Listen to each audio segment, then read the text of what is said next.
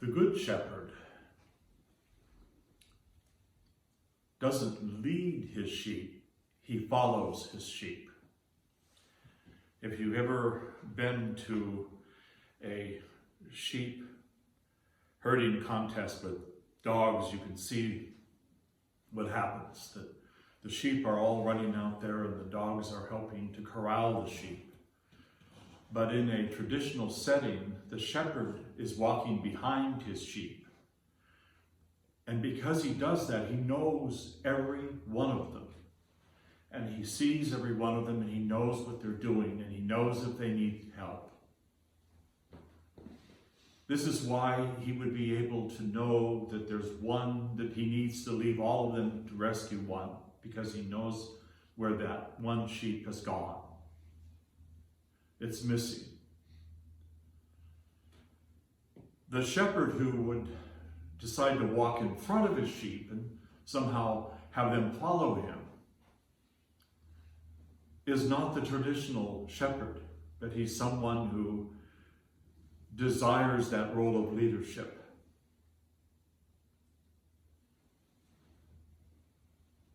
We in the church have the same role as the Good Shepherd.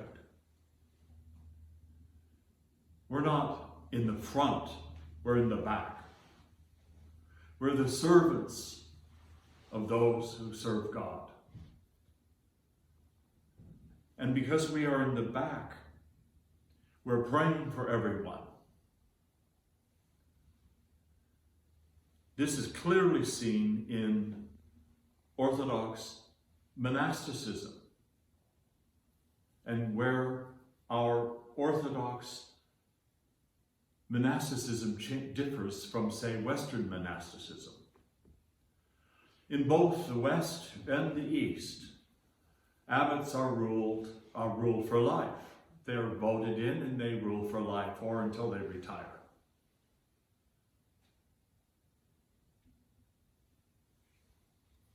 But in Orthodoxy, the abbot has a monastic council. So he doesn't make decisions on his own.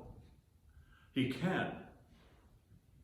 And the abbot's role in leadership with the monastic community is one of obedience to the word of the abbot. But at the same token, in Orthodoxy, from the time of the Desert Fathers, the role of the abbot has been one of guide and prayerful backing of his monks.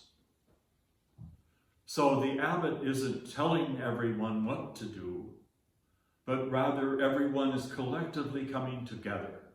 The word monk means one who is alone. And the Cenobitic monasticism that began in the desert is one of alone individuals who have come together because they realize that it is easier to be alone with God if you have the collective nature of your brothers supporting you to be alone. This is one of the reasons why when I designed the layout for this monastery, I chose to have it more like a village, or even the skeets of the holy mountain of Athos, where each monk has his own cabin, his own kilia. And the reason for that is because we have chosen as monks to come together to serve God and to go deeper into the faith and to acquire a humble and a contrite heart. Not because the abbot is telling us every step of the way what we're to do, but because we are taking on personal responsibility. We're not looking at our brothers to see what they're doing wrong. We're only looking to see what I'm doing wrong. This is the image for all Christians.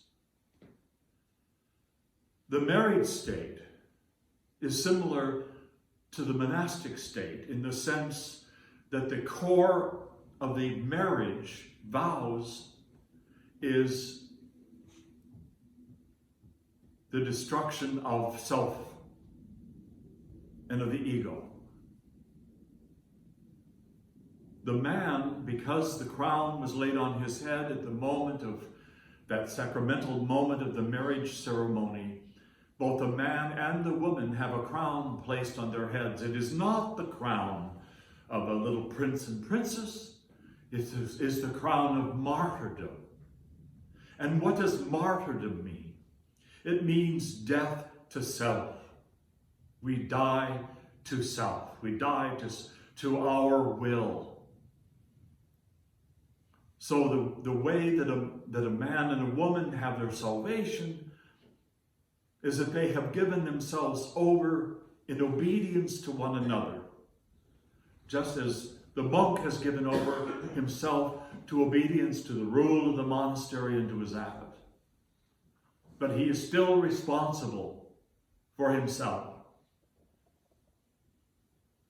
If a wife is constantly looking to see what her husband is missing in their marriage, well, if only he would be better at this than that, I would be happy.